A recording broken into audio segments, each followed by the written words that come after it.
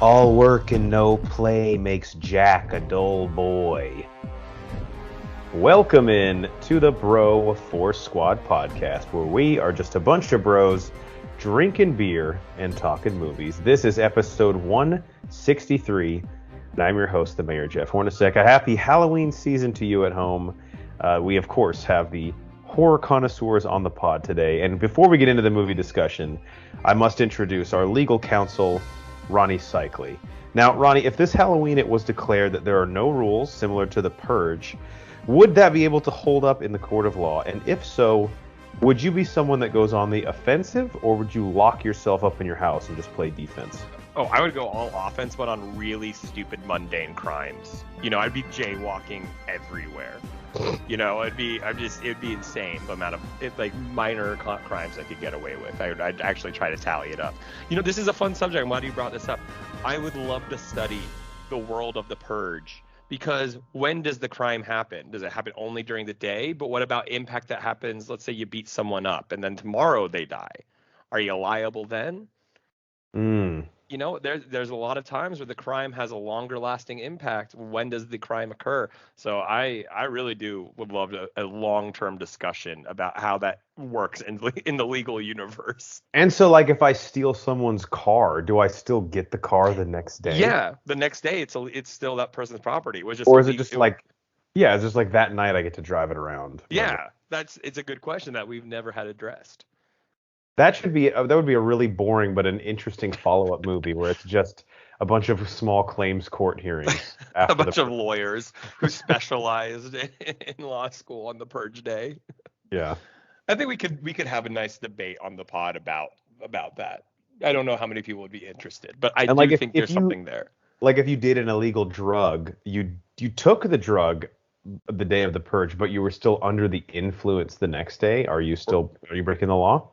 Yeah, or what about work? You get drug tested 3 days later. Be like, I did it on the Purge. Wow, that's a big.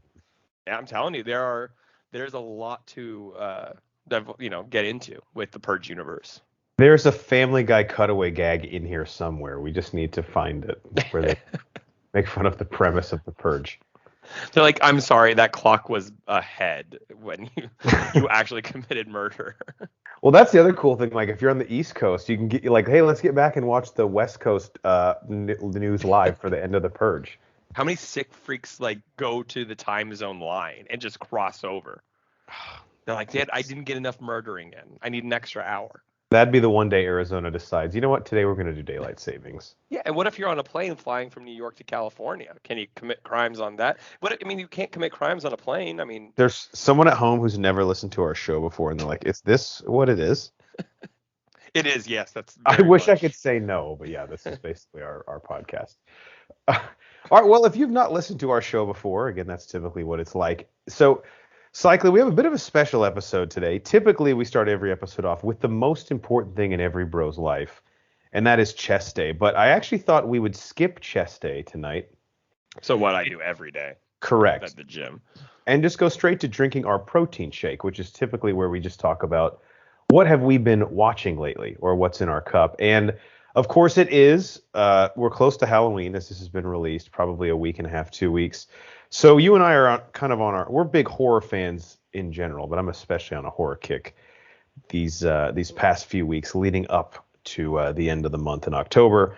So I thought it'd be fun to just go around and talk about what have we been watching. I know we have a few things that overlap, some new, some old, not necessarily everything involved in the horror genre, but we rarely take the time just to kick our feet up and tell the people what actually have we been watching this time of year. So I know you have been traveling a lot. How many things roughly would you like to we got a nice 3 or 4 here that I can discuss. I will say to a lot of people listening that some of the things I've watched are relatively new, and so I will do my best to tread carefully and avoid spoilers.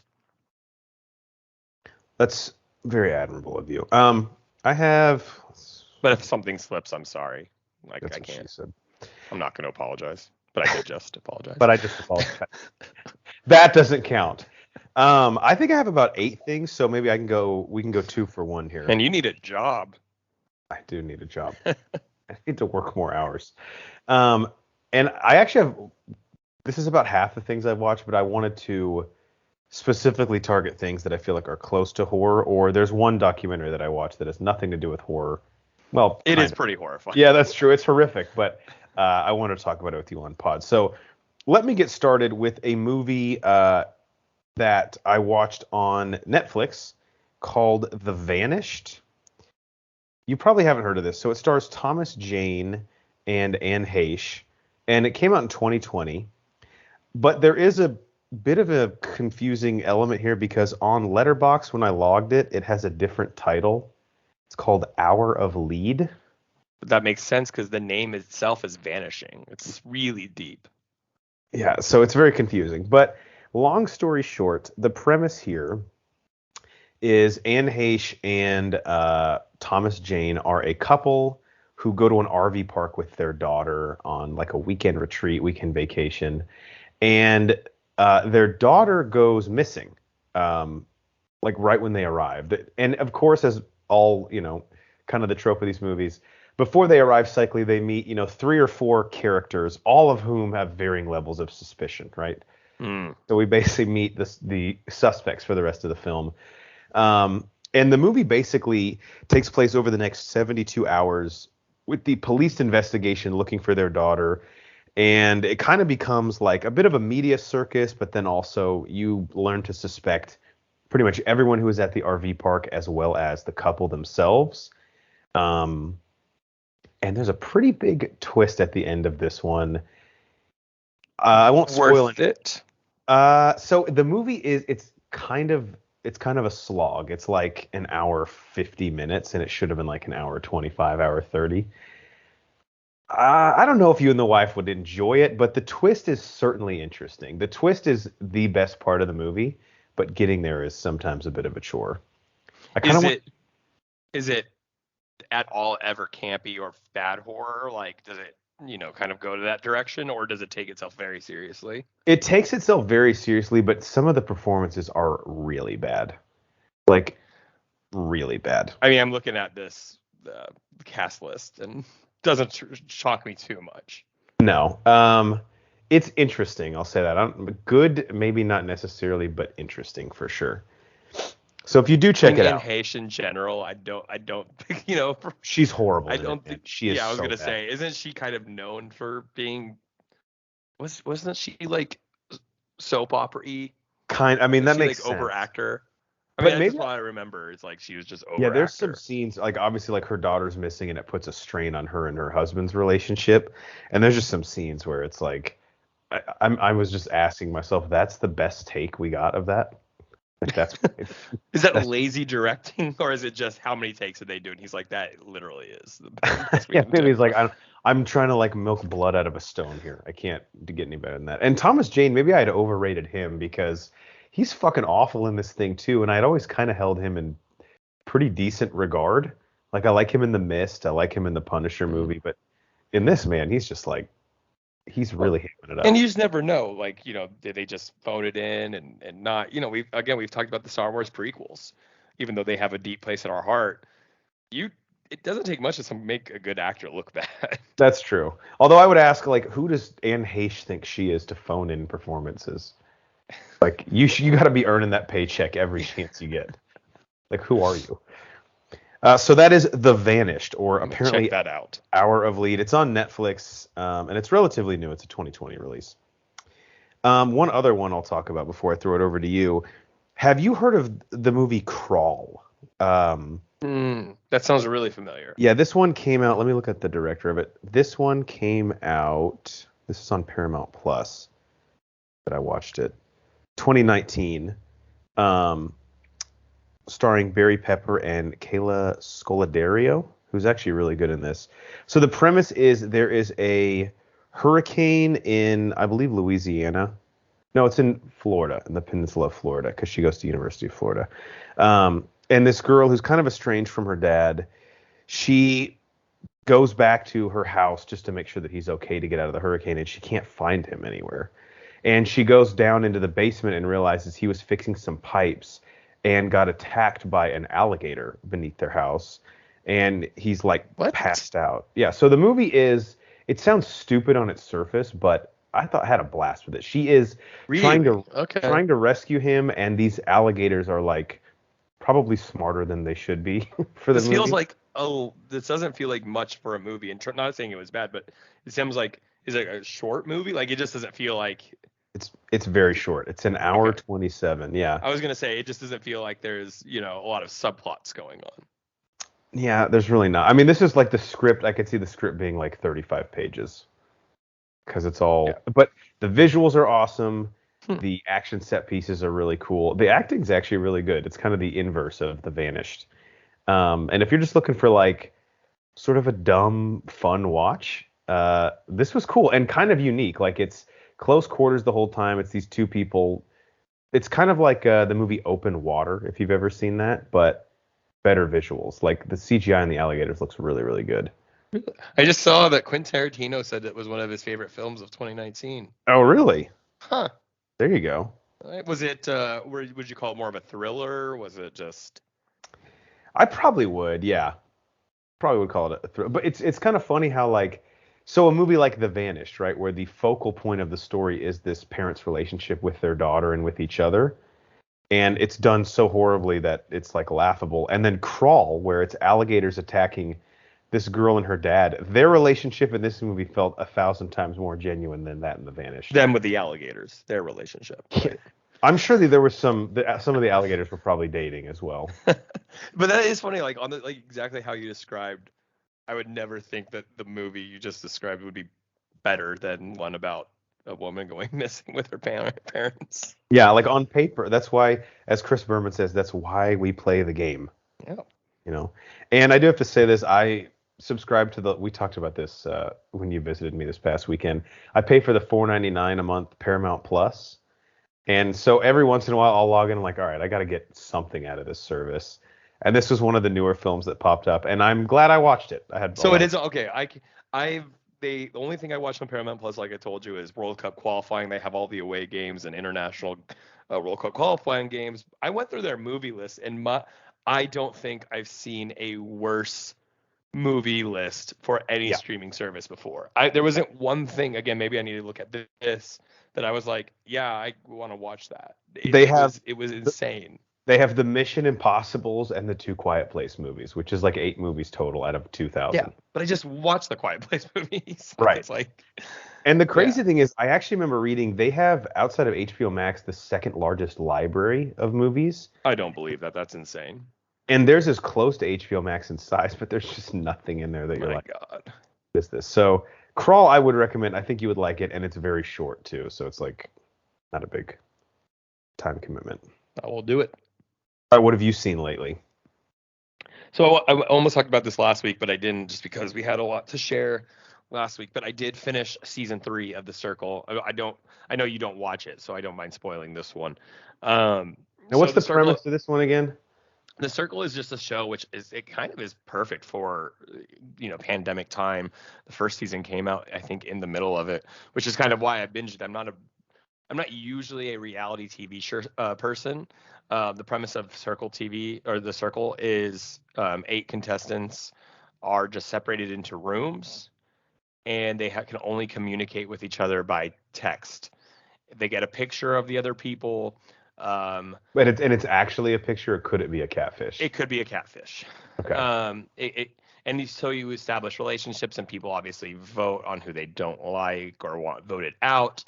And these people can get replaced by new people. So there's consistently always 8 people until it leads into the last couple episodes where there's only 5 people left or 4 people left. And then they do kind of like a reality show. There's going to be a winner. They win $100,000. And I really I do enjoy the premise of this. It's very much of a slow build, because not necessarily season 3, I guess The Circle as a premise, if you haven't seen it.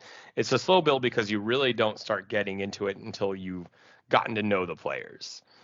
Because you start rooting for specific people, people you might genuinely find funny or, real, authentic, or sometimes you root for the catfish because it's fun to watch a catfish. It's actually harder for them because they have to maintain that persona all the time, and we've seen people lose because they messed up.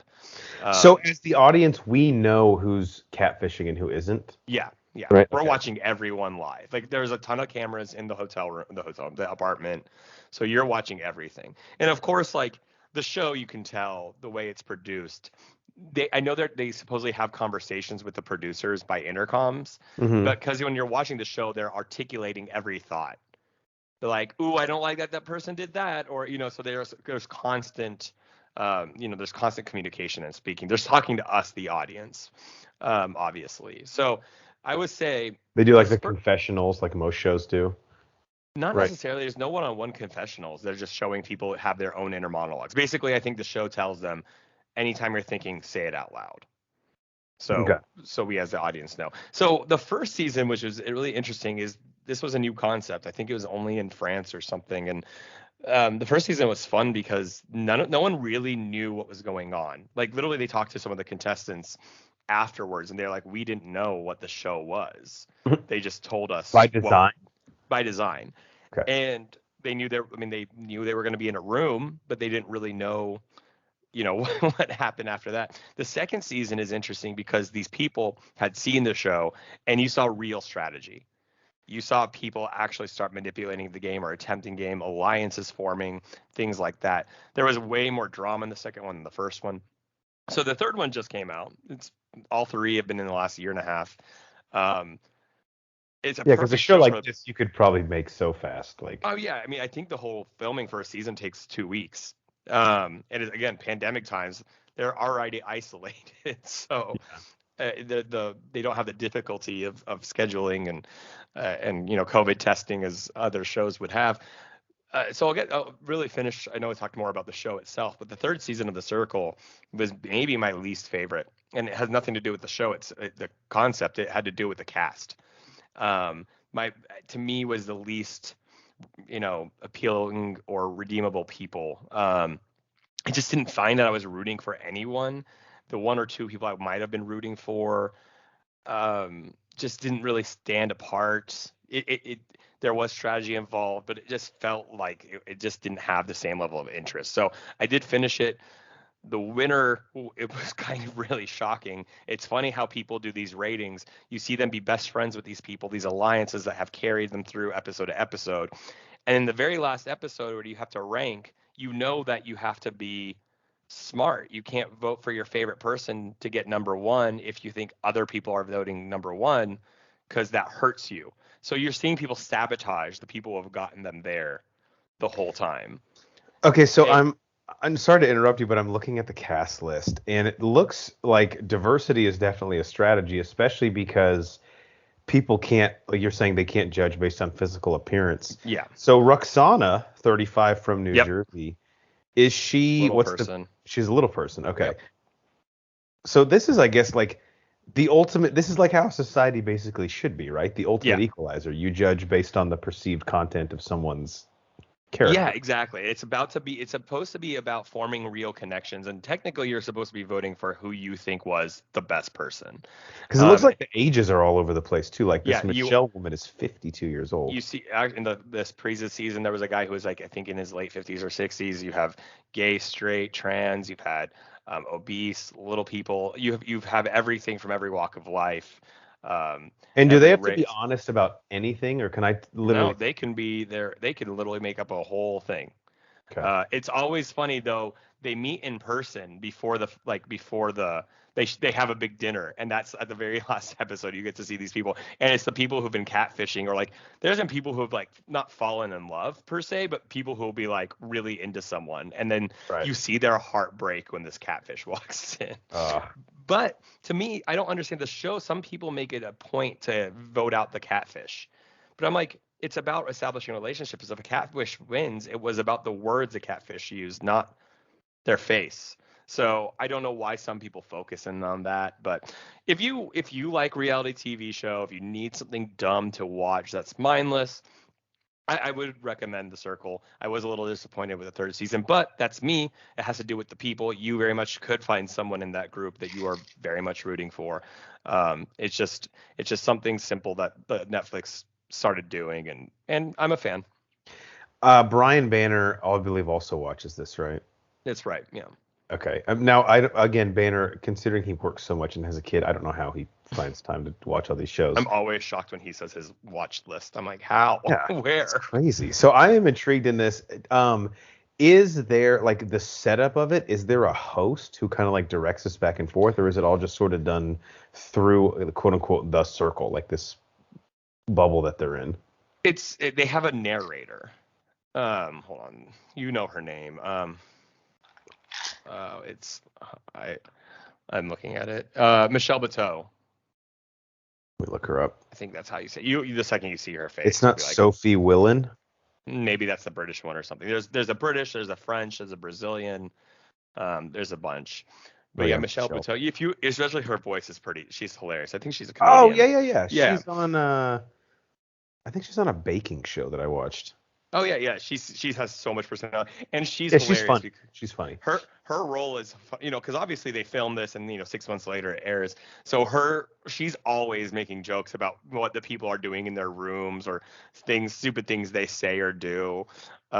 So is her part, if you had to guess, done like after it's filmed? So like I think much after. The cast never gets to interact with her anymore. Yeah, no. There's no interaction. She is just genuinely like, she's there when they announce the winner.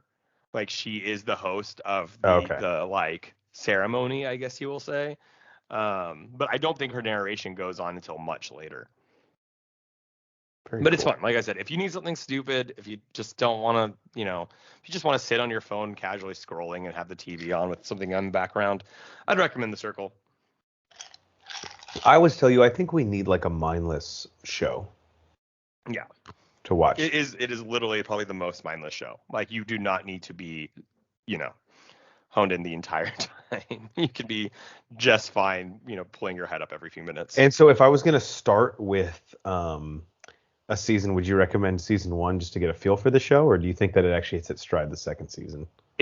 I'll tell people I like season 1 the most because I like the people the most on season 1. But if you go online, there's a pretty big consensus that season 2 is the best one, because there is there is drama and cattiness and beef sold more than in the first season combined. Like, the first season, everyone's thinking is too friendly. Everyone is so nice to each other. Second season, you think these two people are best friends, and then immediately they're just coming at each other so there's group chats and there's private chats. These group chats, all of a sudden people are just fighting in these group chats. So yeah, I would say start with 1 just because I like the people, but 2 is way more entertaining. Yeah, because I don't watch my reality TV show to watch people get along, Yeah, absolutely. That's kind of the point of it. All right, 2 things I watched. 1 I won't talk much about because I was so disappointed. So Disney Plus, of course, you and I, Cycly, have talked about how we hold the Disney Channel original movies, or the DCOMs, kind of at a special place in our heart. Maybe we boast them up, put them on a pedestal they might not all deserve to be on because of nostalgia purposes. With it being Halloween, last year I revisited Halloween Town. It held up moderately well. This Halloween, I decided to revisit Phantom of the Megaplex. Do you remember this movie? I do 100% remember this one. God, it was atrocious. Absolutely, absolutely horrible. One of the worst things I've seen all year. The only thing that I liked was Mickey Rooney. I remember that. I know, yeah. He's not in it that much, but yeah. Really, the issue here is it's, even for Disney Channel original movies, it's insanely televisual. Just looks so bad. The effort and the production value and the budget, again, is they don't care at all. And the story is just could be interesting, but it's not at all. Every character is such a caricature of a real person. As a kid, I don't know how I ever latched onto this. It just feels like it's not even based in our own reality. It was probably more ceremonious because this was a time that when we were young, I mean, we were 13 years old when this came out. This was a Disney Channel. I don't know for the younger people who are listening, the Disney Channel used to literally come out with a Disney Channel original movie every single month. The most famous ones, obviously, the Brinks, the Xenons, and things like that. But I mean, they were churning these out. And most of them were pretty solid, As a kid, for sure. Yeah, as a kid. It rarely was as a child. I mean, with anything, I was like this, but I was like, Oh, that was a piece of shit. This one I can't believe I even liked as a kid. I mean, there's times I like watch the Smart House one, and I was like, oh, there's some cringe. I'm like, oh God, Yeah, please. sounds pretty bad. But no, this one doesn't. This one does not stand in the top tiers of the Disney Channel original movies.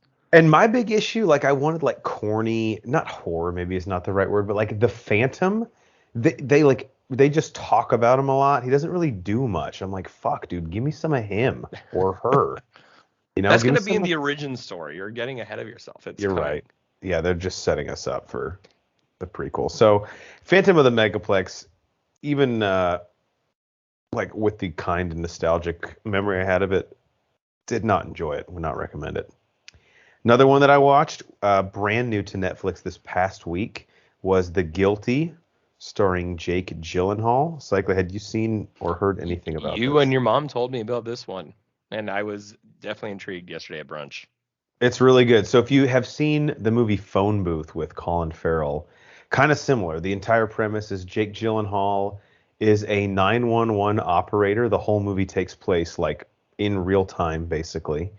And he answers a phone call from a woman who has been kidnapped and is pretending to have a conversation with her daughter with him. So they're kind of speaking in code. Like he'll say like, if you're in the back of a car, like say something about your daughter eating a snack. And she'll be like, do you want some goldfish, honey? Because whoever has kidnapped this woman has like let her call her daughter. Wow. So it goes through that, and then Jake Gyllenhaal will like periodically put her on hold and try and like get with the police and fire department to locate her and find her. And the other sort of interesting plot point is that this is happening in Los Angeles during a wildfire that is kind of using a lot of police and fire resources. Wow. So it kind of puts a bigger burden on Jake Gyllenhaal as the operator to sort of figure out her whereabouts. Because there's more limited police resources available. Is Jake Gyllenhaal, because I feel like is he creepy in any way? Is there something off about him? I mean, you don't have to give any spoilers, or is he a genuine just like, because he's always kind of creepy in movies. There's always something funny about him. I agree. Yeah, he never just plays like Tom from down the street. I won't spoil anything about his character, but there is more to him than you're led to believe initially, or more depth to his character. Like this character has some meat on the bone. It's not like he's not just a 911 operator. I'll put it that way. But there's a pretty dark twist at the end of this thing that I wasn't really expecting. And it goes by quick. All these movies that take place in real time, I feel like pacing can sometimes be an issue, but they find ways to keep things moving. And very limited characters. I think there's like 3 actual actors that we see in person. How long is it? It's short. It's let me look it up now. But I felt like it was not more than like an hour and a half.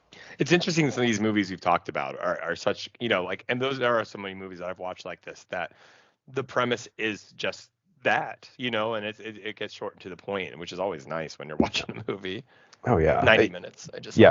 Yeah, exactly, 90 minutes. So I would definitely recommend it. And this was one that, like, when I saw the trailer was coming up to Netflix, I was like, oh yeah, fucking count me in. Is it a Netflix OG or is it? It is. Okay. And I believe it might have gotten a Oscar nomination from us. I can't remember That's what I put big. up, but I think so. Big. That's huge. All right, what else you got? All right, well, this is where I'll avoid spoilers as much as I can. So 2 things I watched this last weekend. We got the season 2 finale of Ted Lasso. Yeah. Which I know you are now, after avoiding pop culture, the masses telling you to watch it, you finally got into it. So I know you're at season 2, so I won't say too much. What I will say is had a very they've been building to this for the season, and it did feel like this season is different than season 1, and not in a bad way. I think there are people I've seen online who were like, "Oh, season 1 was so just like wholesome and happy." I'm like, well, they're not going to just do that repeatedly over and over. The writers of this show are notorious for taking something happy and bringing real life into it. I think I said on the pod that mental health is heavily discussed in this, especially, and that's very hot topic right now. among athletes in the age and the media we live in, the amount of access we have to our favorite players. The amount of people that can tell an athlete to go kill themselves. Yeah. We are a click away from being able to reach the president to being able to reach any actor or athlete. It's absolutely insane, to be honest. So the show, I mean, I'd read things online that this was kind of the Empire Strikes Back in a 3-season story arc. And now we're going to see, obviously, we know when you finish the season, you'll see what they're doing with season 3. You'll see what the plot's going to be about. There's been a lot of movement, a lot of changes. I know, again, a lot of people don't like that in their sitcoms, but I like the show at the end of the day to have character growth and arcs. Like, you don't want them just doing the same thing over and over. Right. What I fear about the show, though, is that it's gotten so popular. It won so many Emmys. Obviously, I mean, I'd be the biggest defender of it, that Jason Sudeikis and they all had a 3-season plan. And now it's so famous. What happens to so many of these shows? What happened to Lost? They just keep it going because it's popular. They keep it going even though they don't have an idea. And I'm not saying Ted Lasso can't be successful as a show long term, but I'm also a big advocate of saying if you have a story to tell that story. The best show that ever did it was Breaking Bad. Breaking Bad was consensusly, the best show on TV at the time, maybe arguably ever. And it was so popular that why were they ending it after 5 seasons? And they did, because they had a story to tell. And that's why Breaking Bad will stand the test of time. They could have gone another 2 or 3 seasons, and who knows what happens with that show. So I could see spinoffs from Ted Lasso being more realistic. I could see other things, but Ted Lasso did just announce, the show has just announced a partnership with the Premier League for ability to use real footages in their show. So cool. Everyone's like, that's cool for the 3rd season, but is that a sign of something longer? And I'm a little worried too, because Apple TV, like, this is their bell cow. Like, yeah, okay, the morning show has a bit of a following, but for the most part, like, why? I mean, there's you and I have talked about this ad nauseum. I think that's Apple TV, even with Ted Lasso, is by far the weakest streaming service. Paramount Plus is giving it a run for its money to be the weakest, but I think has that CBS tie-in that gives them enough of the back catalog content. So I'm worried that Apple TV will pressure them, like, dude, if you're not on our streaming service, what the fuck do we have? Yeah, the money reigns every here, right? Like, money's going to do what it does, and it's going to, I think they're going to be around for a while. And I mean, I will say at least Apple is like $4.99 and binge it, and then, cancel your subscription. You can easily binge Ted Lasso. It makes you want to binge it because it's so addicting, and its joy for life and for football and for everything. But yeah, it will be interesting to see what Apple does. They're going to want to keep this going as long as they can. Yeah, I worked pretty crazy hours, and we watched season 1 in about 2 weeks. So and now we're 2 episodes into season 2, so I'll probably be caught up in the next 2 weeks. Oh, absolutely. Season 2 does get 2 or 3 extra episodes, and they did get you can tell that they were granted more room to play. There's a couple episodes that are like 45 minutes, 50 minutes. They kind of range all over the place. So they gave them that freedom, I think, to just tell the story they want to. Good. And I did read on Collider like a minor spoiler about a character at the end of the season, and I'm already like dreading it because I can see it being set up even just in 2 episodes. It starts and it builds, and to be honest with you, there was what I think was going to be the crescendo or the peak of the plot coming in the season finale. It does not go the way I think it's going to go, and I actually watched it with my parents, and we all, like, my dad just goes, I did not see that coming, even though you knew the moment was coming. Kind of like them getting this shouldn't be a spoiler anymore to most people, but kind of like them getting relegated at the end of season 1. Yeah. Which they even at the very end of that episode, you were like, oh, that's not going to happen. And then because it's such a happy show, that first season. Like, they did something that they've been avoiding the whole time. Yeah.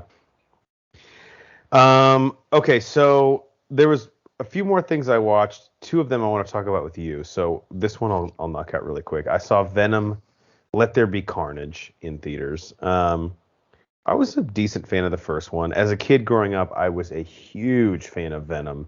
both in the comics and I think the Spider-Man animated show is still the best one to crack that character.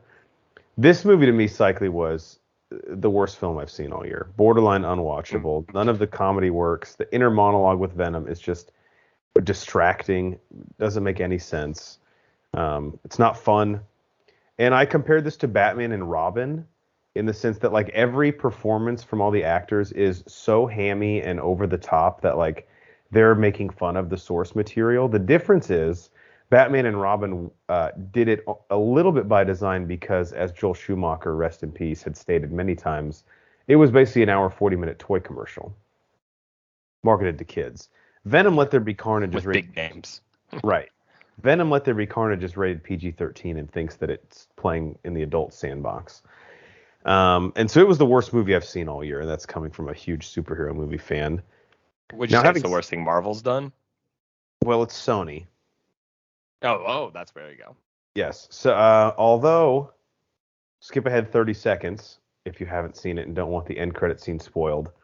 The end credit scene saves the movie because at the end of the film, Venom is transported into the Marvel Cinematic Universe and sees Tom Holland's Spider-Man by way of Loki and what happens in Spider-Man Far From Home. Wow. Okay. So that part's cool. So I'm assuming Venom will show up in the Sony Marvel joint project, Spider-Man Far From Home. So that part kind of saved it for me. But again, 1 minute and a half scene does not save an hour and 35-minute movie. Right.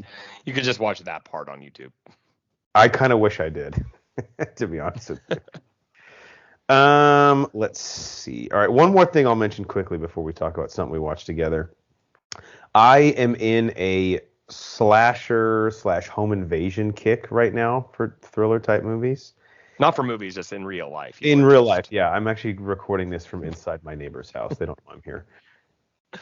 Netflix had a movie that came out a few days ago as we're recording this called, and the title is bad, but the movie was good.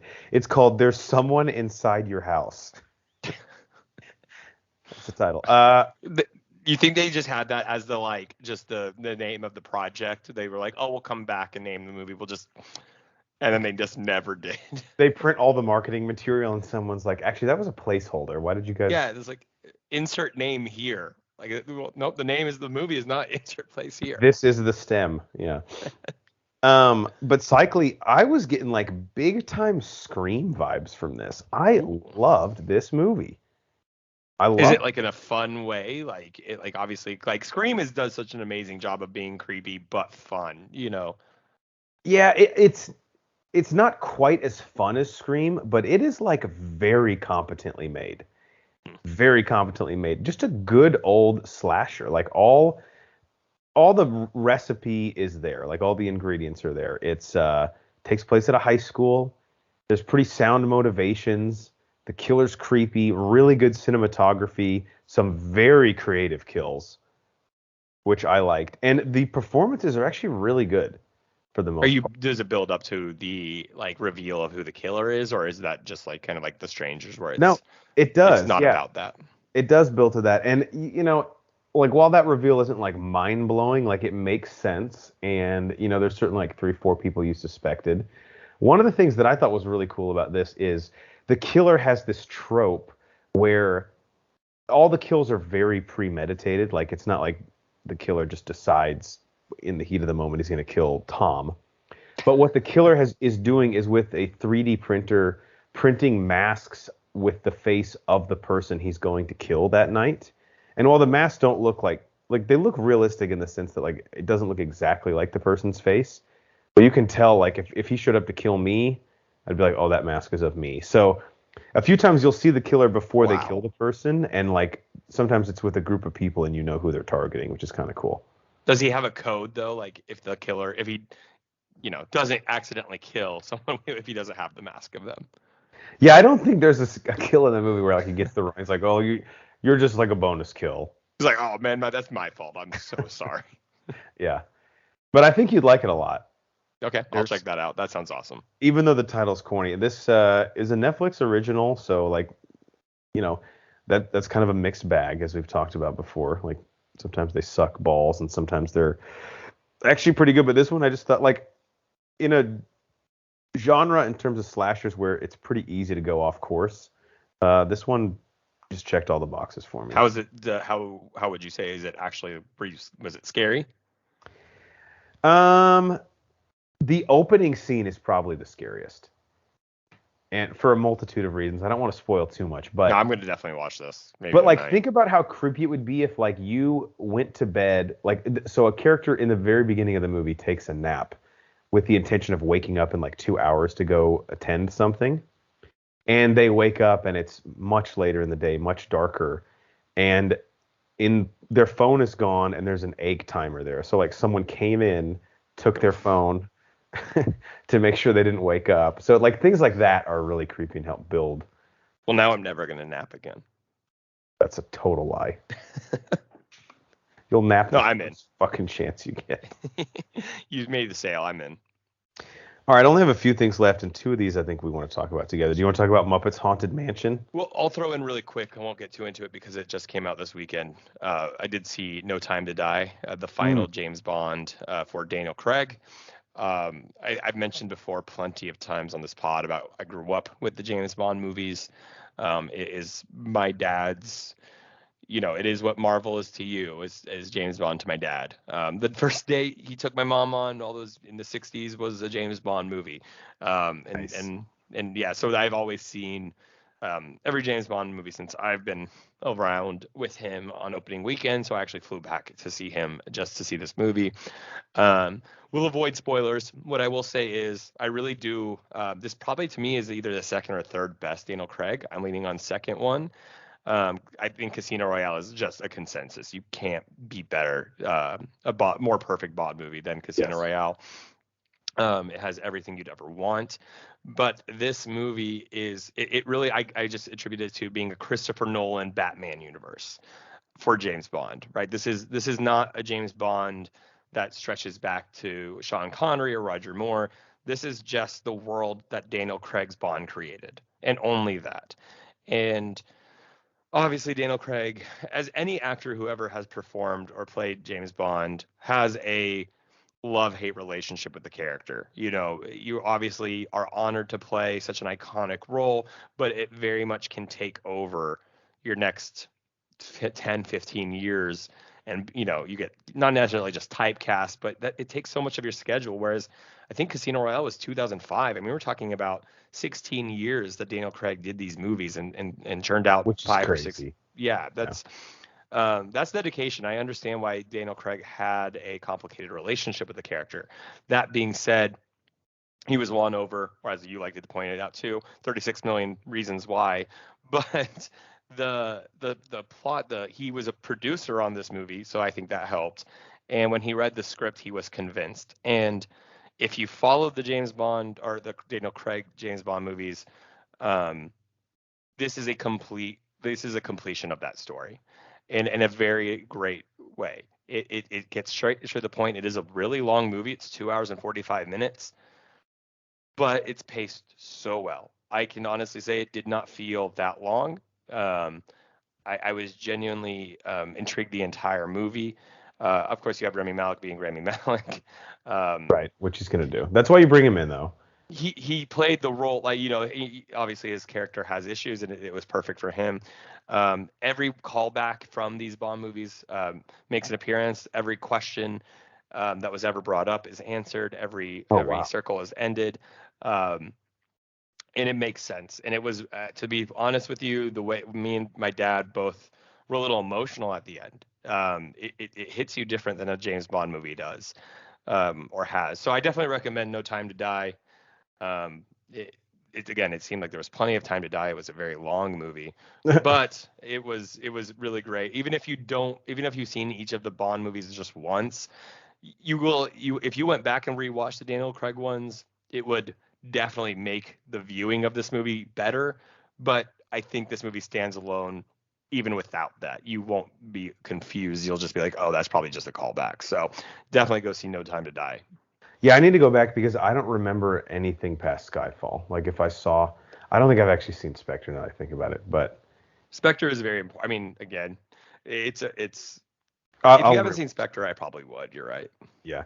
But that's, I think, one of the greatest compliments you can pay a movie, that you don't feel its runtime, because Avengers Endgame is a minute shy of 3 hours, and every time I rewatch it, I'm like, how is this 3 hours? Like, I feel There's like a few movies that pull it off. the key is, I think, like, if every scene, if you feel like there's something happening to move the plot forward, if there's ever a scene where you're like, is this just water cooler talk? What are we doing? And then there's movies that are an hour and a half, and you're like, how is this still going? Right. Pee-wee's Big Adventure. But that's a must-see for me before the year ends, for sure. Just got to get caught up on the other Bonds.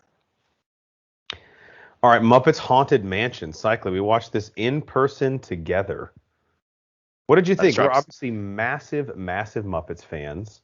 We were pumped, and we've talked about this a lot, how I think Disney Plus is the great vehicle for Disney to get projects like this greenlit, because it's just low rent, right? Like, they don't have to have some big distribution deal to get it out.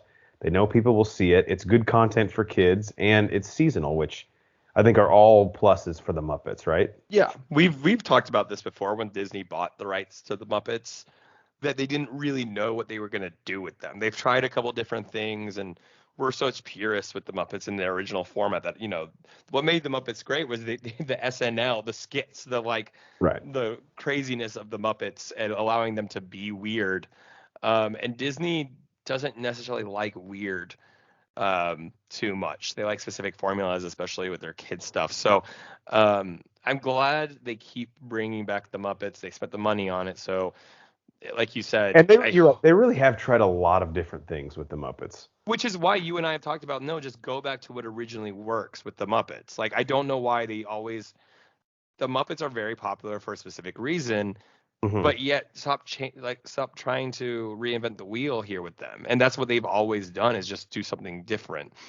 This was nice because it kind of was silly and dumb but quirky, and there were famous actors in it who we've talked about. To me, if you're an actor, it's an honor to be with the Muppets. When you go back and look at the Disney or the Muppet Show, like in the 70s and 80s, look at the kind of actors who did those. Bob Hope movies, and like Cher, and people like legends. Steve Martin and everyone. Mark Hamill, and it is a thing that, like, that's why Jason Segel was so inspired when he brought the Muppets back 10 years ago.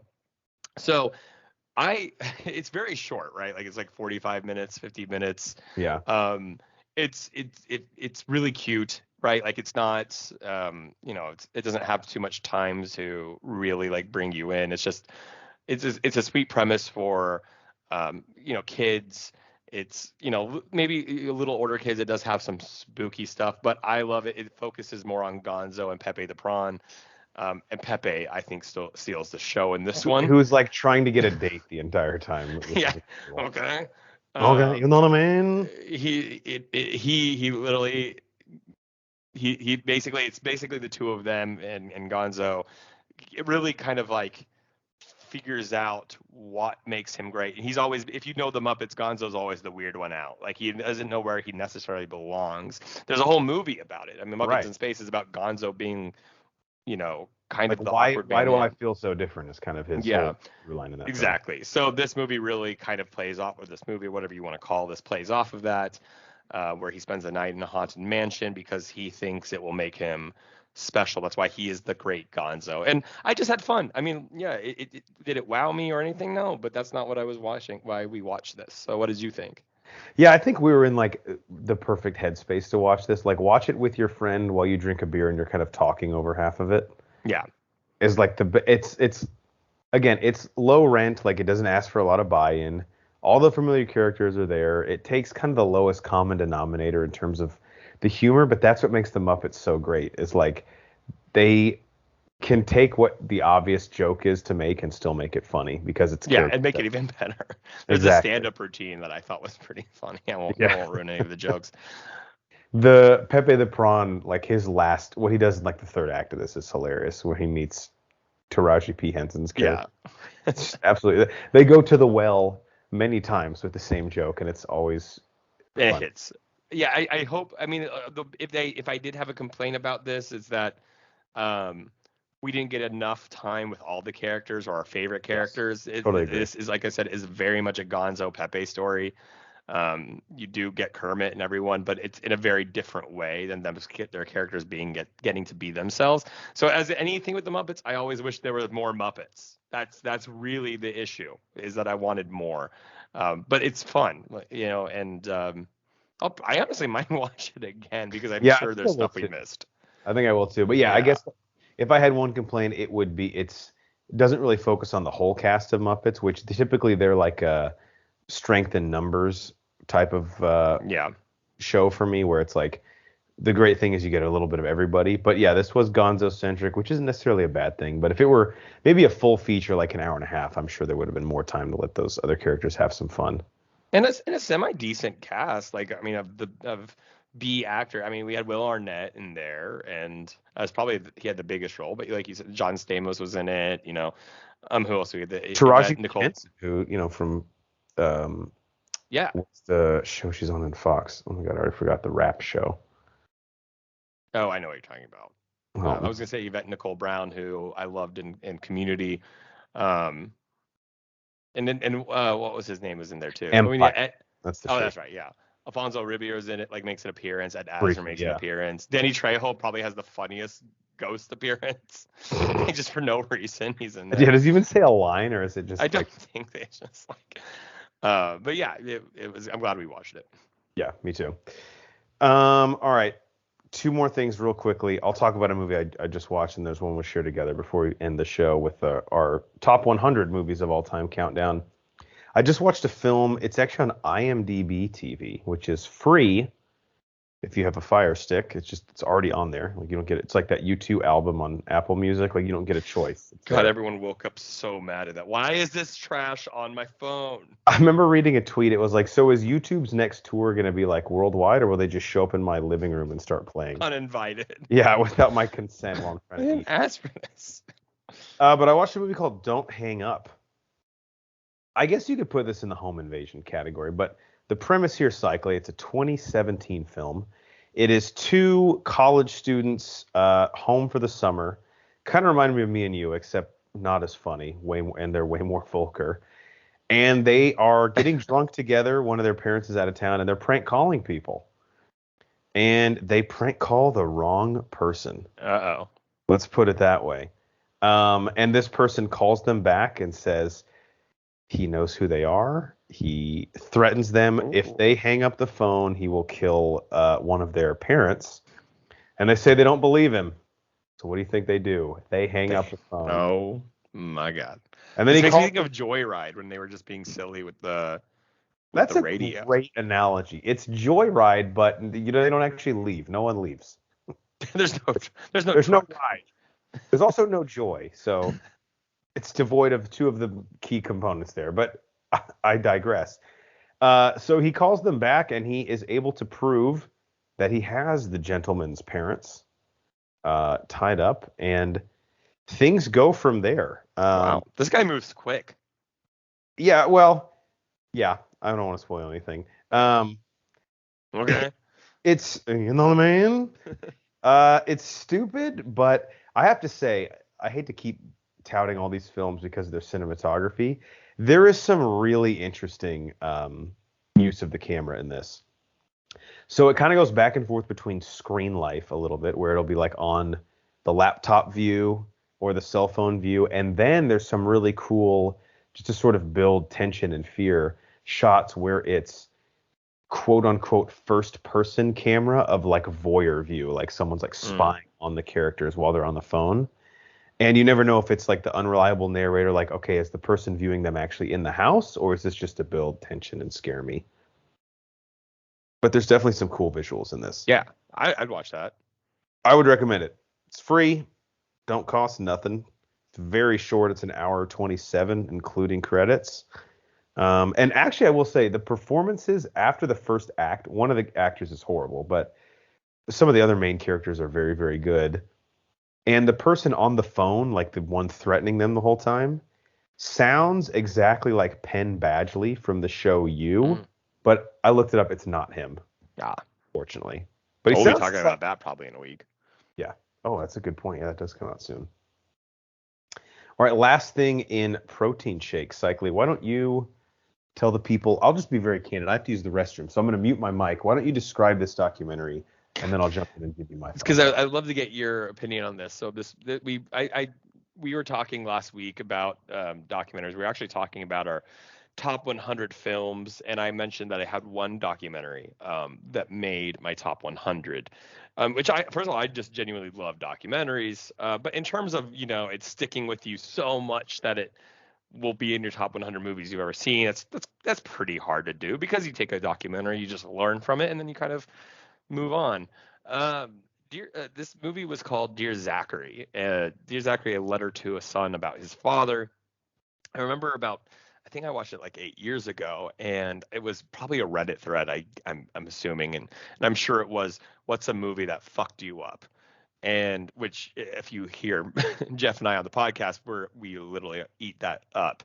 We, for some reason, hate ourselves so much that we watch shows and movies that make us not being able to sleep that night. So literally just the top Reddit comment was this movie called Dear Zachary. And it was like a consensus that every comment underneath it was like, that movie killed me. That I can't, I still think about it sometimes. And the premise of this movie is really simple yet sad. A guy is murdered by his girlfriend or fiance, unfortunately. And it's really, tragic. I think they were breaking up, or she, it just wasn't a healthy relationship. But the twist is she was pregnant with his son at the time. And unbeknownst to him, too. Unbeknownst to him. Yeah.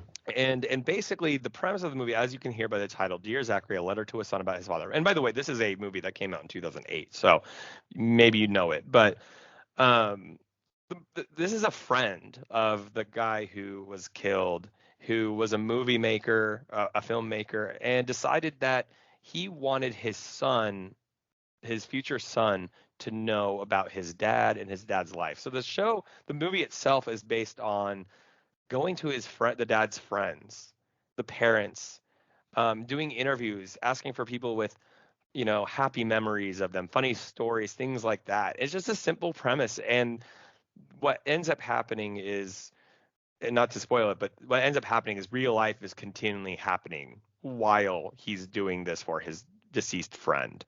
And he says many times, I think it's been a little bit since I've seen it, that this is not the story he thought he was going to be filming. Yeah. Right. And you saw it recently, so why don't you take it from there? Well, I think that's a great description of it. It is interesting because, like you say, it is, I think, I can't remember his last name, but Kurt is the name of the victim who was murdered's friend. Yeah. The friend is, yeah, you're right. Kurt is the friend.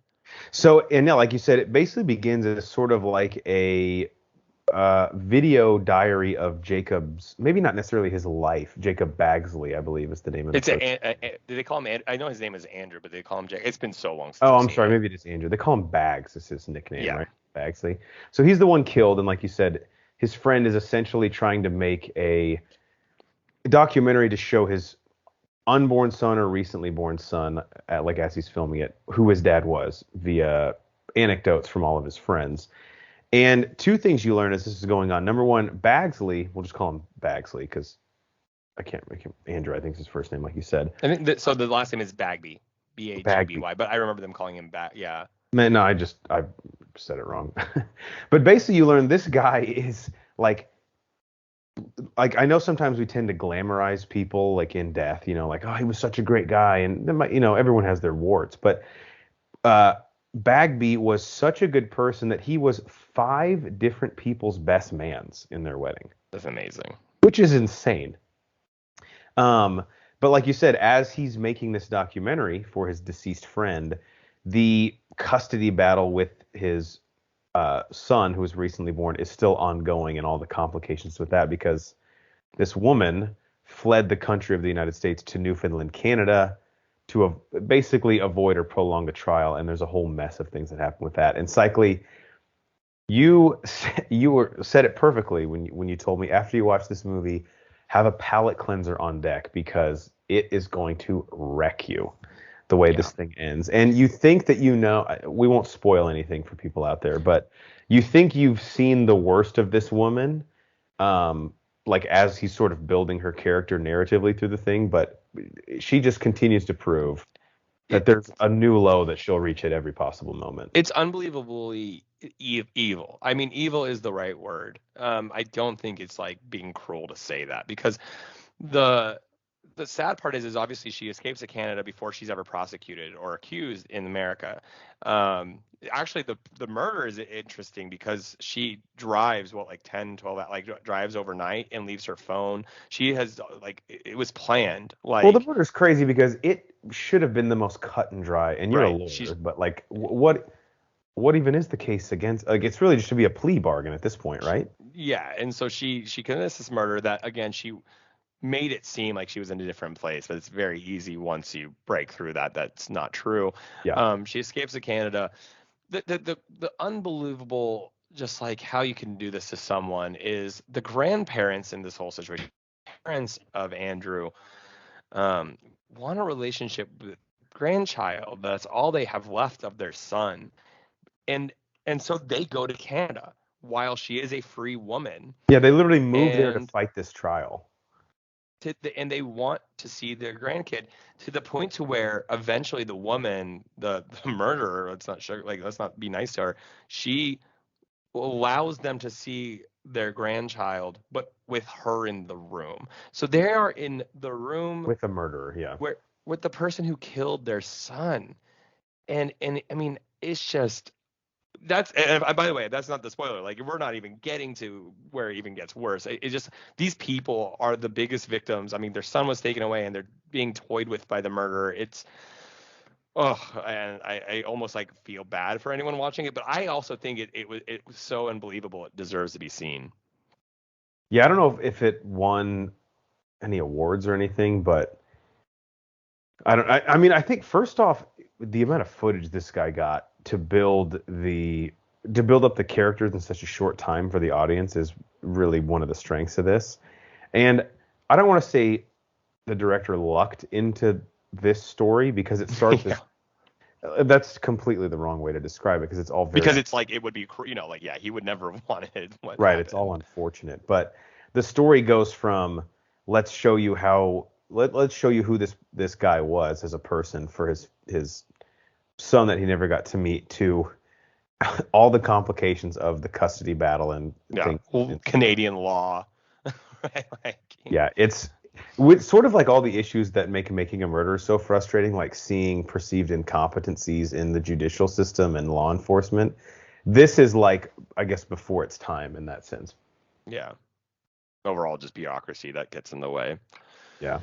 Yeah, but if you have a stomach, if you like those kind of documentaries, just real stories, that like this wasn't a big case. This wasn't known, I think, this wasn't a movie that came out in theaters.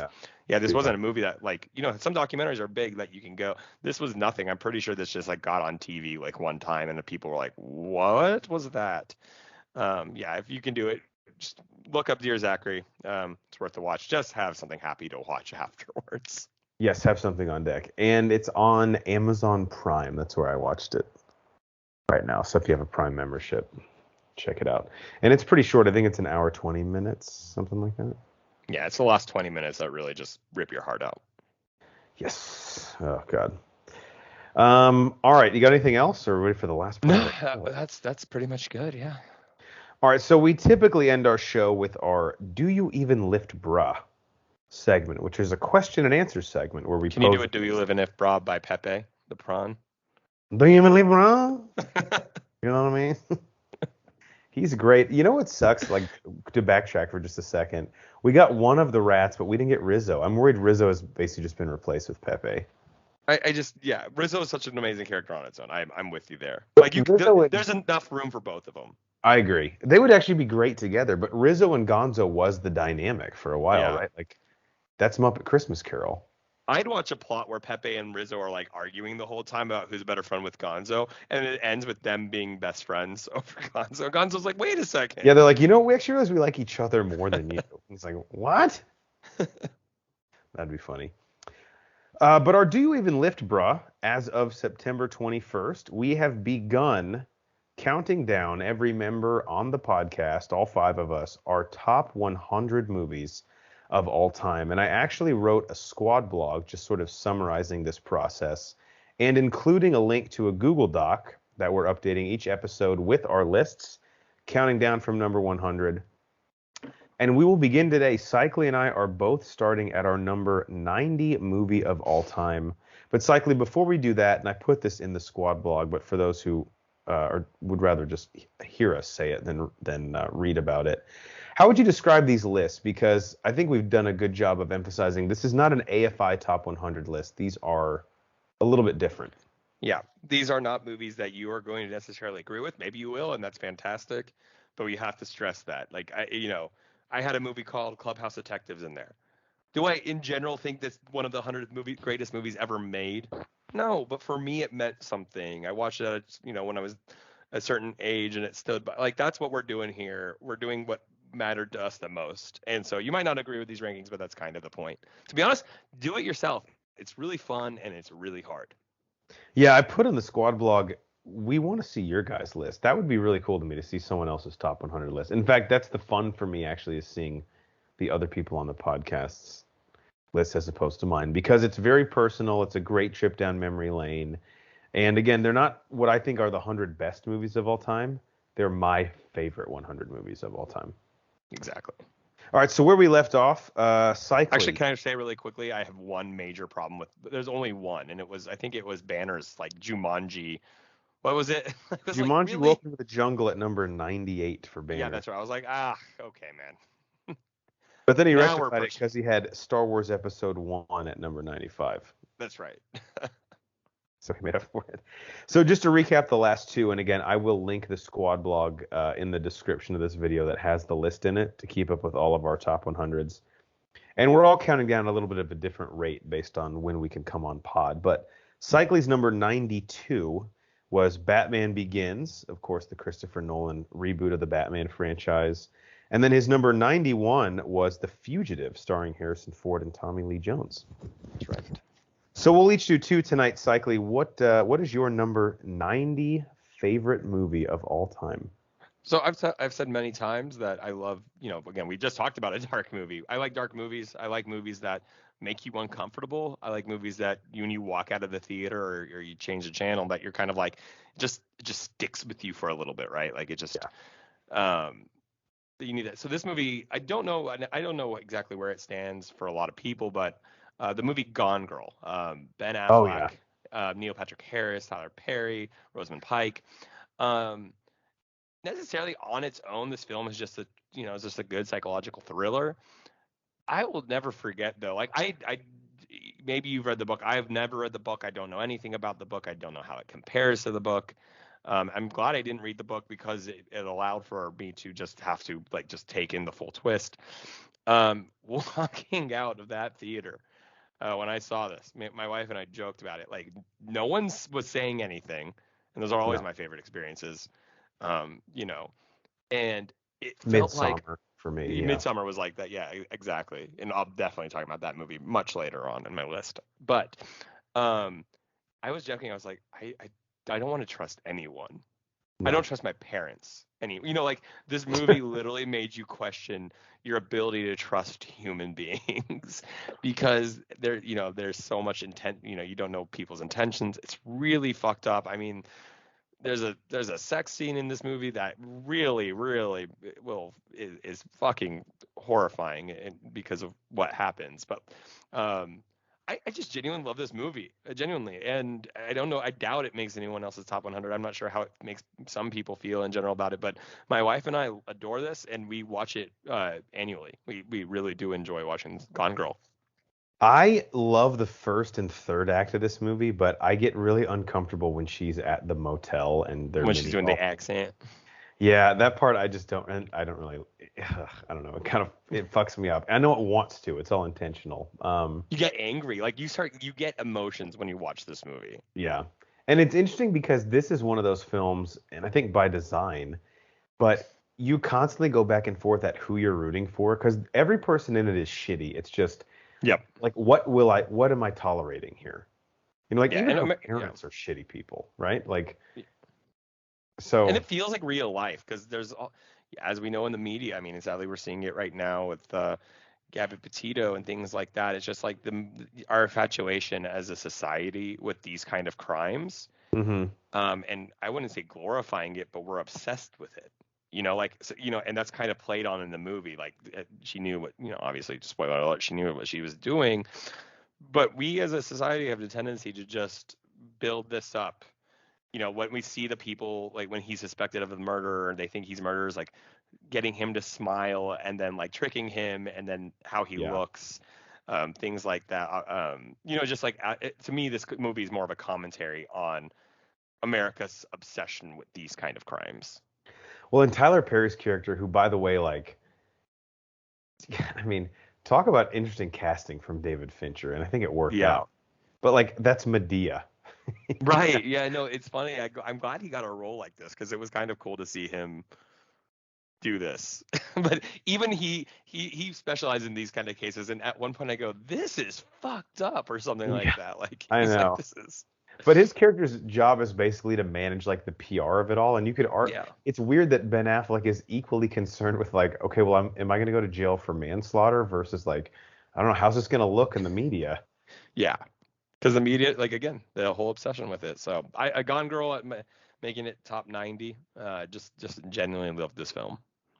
I gotta ask this just as a teaser. Obviously, don't say which, but is there another Fincher film? I know there is. Never mind. Yeah. In the list, yeah. There's one on this one. Is there one besides that one? I think there's two more. Okay. I think, if I'm thinking of the ones you're thinking of. Well, there's the one that I actually think might be in your top 20. There are two more. I can't listen now. There are two more Fincher movies. Okay. That makes sense. All right, Gone Girl. This is why these lists are so great. Because you just said Gone Girl is your number 90 movie of all time. And cycling, my number 90 movie of all time is Teenage Mutant Ninja Turtles 2, Secret of the Ooze. Basically the same movie, let's be honest. Almost shot for shot, right?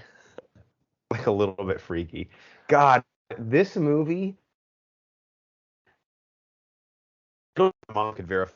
I think this might be the most repeatedly watched film I had as a child. Like, I think I watched this movie probably once a week. Yeah, I think I watched the movie probably once a week for about 2.5 straight years.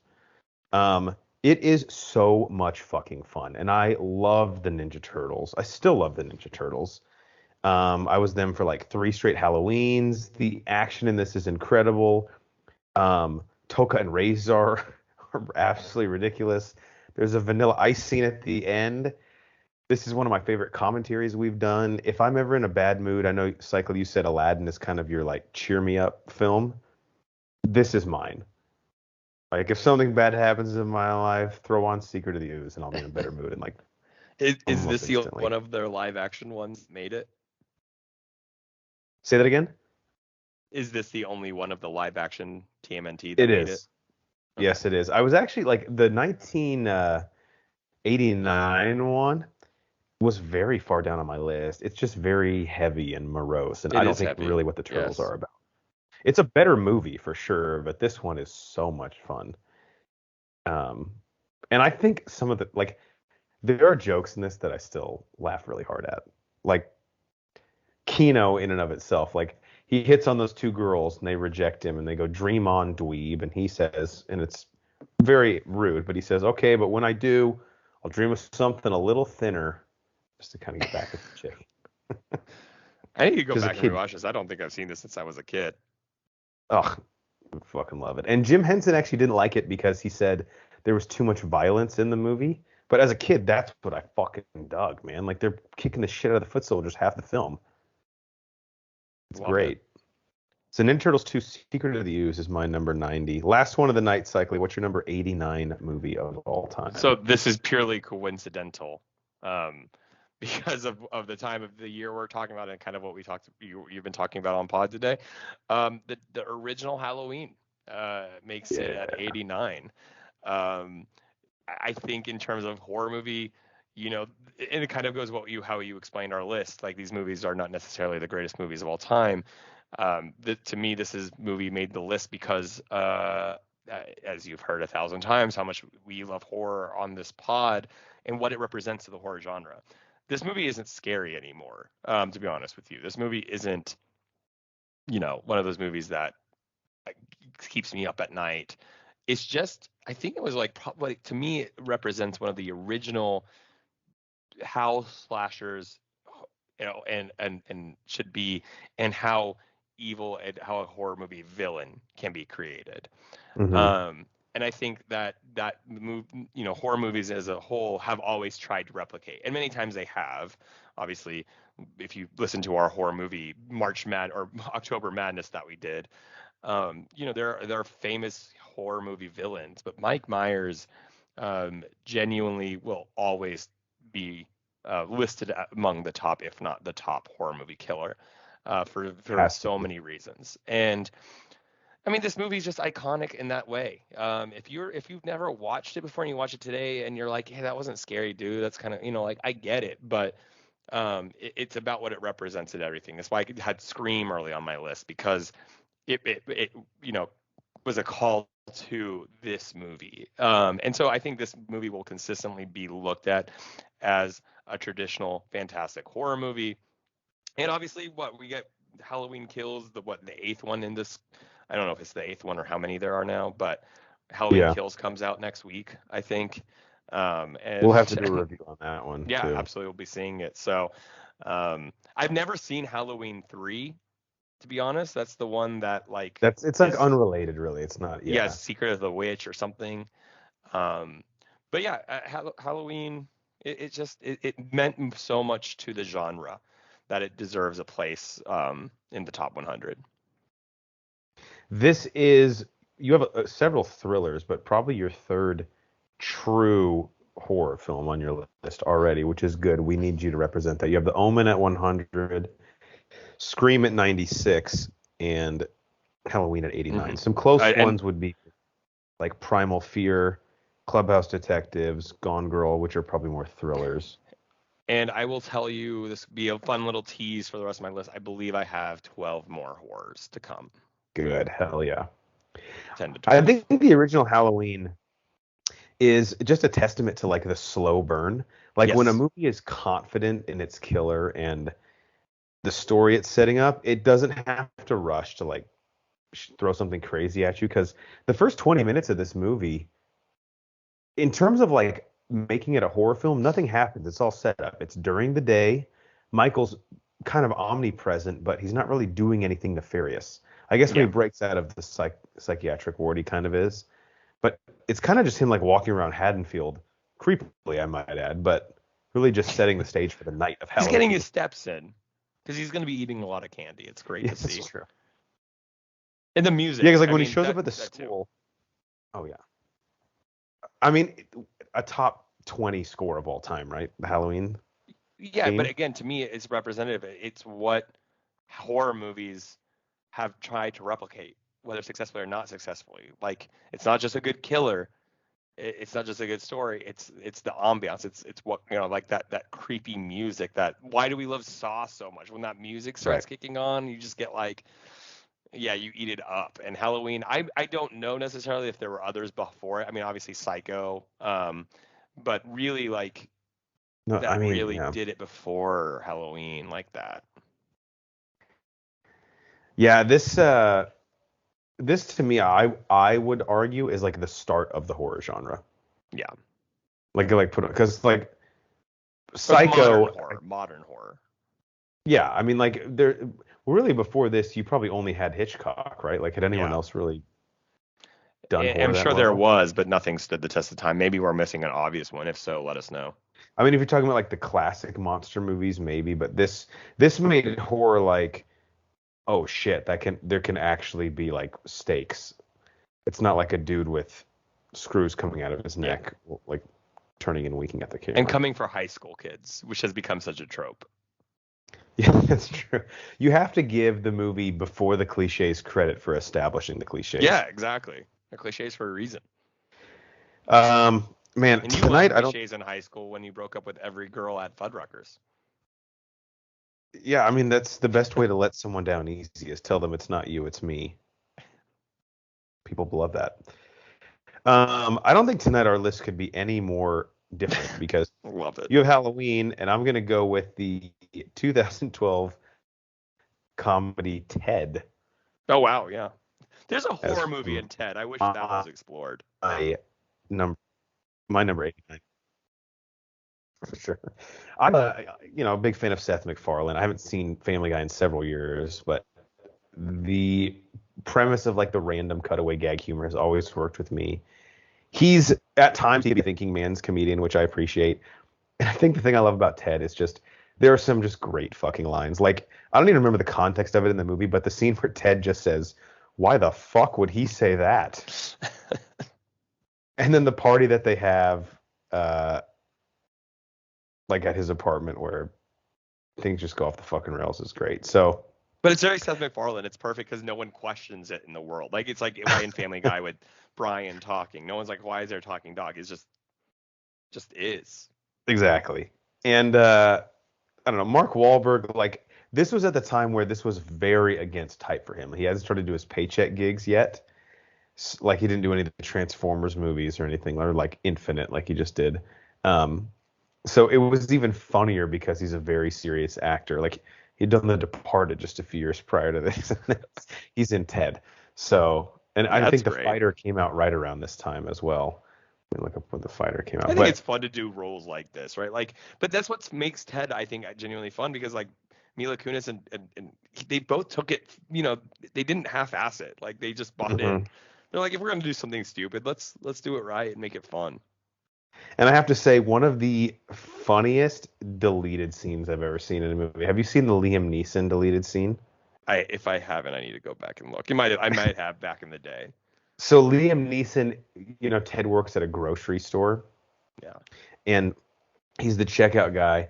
And Liam Neeson very like suspiciously approaches the counter with a box of tricks.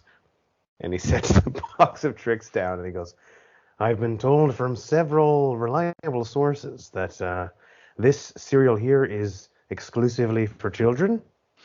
And Ted goes, tricks are for kids. I get it. Yeah. And he goes, "If I were to purchase this cereal, will I be followed?"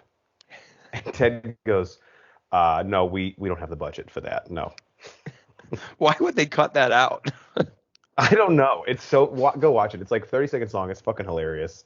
And Ted sells him the box of tricks. And he's like, "Fucking weirdo."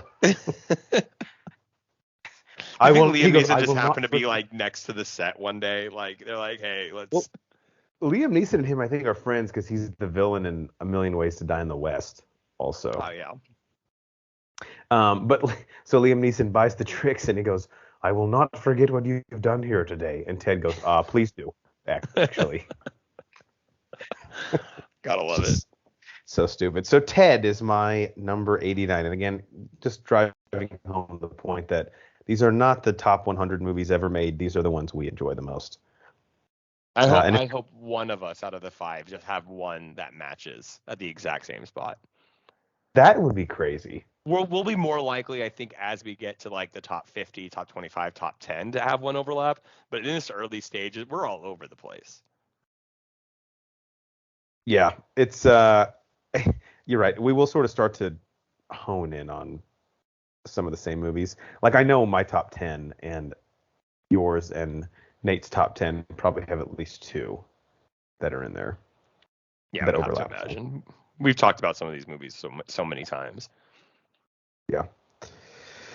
All right. Well, that'll do it. That is episode 163 of the Bro4 Squad podcast. Thank you guys so much for checking us out. Cycling, before we leave the people, as they're listening to this, they probably have roughly a week and a half before Halloween.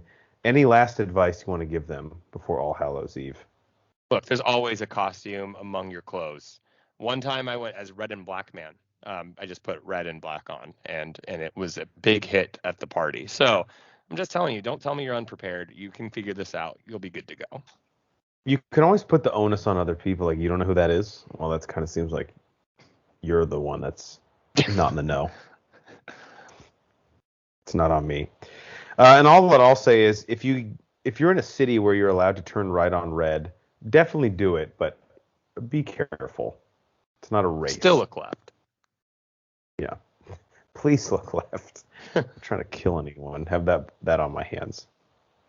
All right, for our legal counsel, Ronnie Cycli, I'm the mayor, Jeff Hornacek. We are the Bro Force Squad podcast. Thank you guys for checking us out. Follow us on Twitter at Bro Force Squad. Subscribe to us on Apple Podcasts, Spotify, and YouTube if you type in Bro Force Squad as 3 separate words. Check out everything on our website, including our squad blog at broforcesquad.com. Till next time, we'll see you out there trick-or-treating. We won't take your candy if you don't take ours.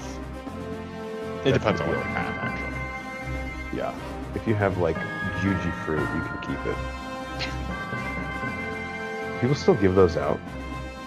I don't know. I need to go trick-or-treating. I'm in a new city. Maybe I'll do it.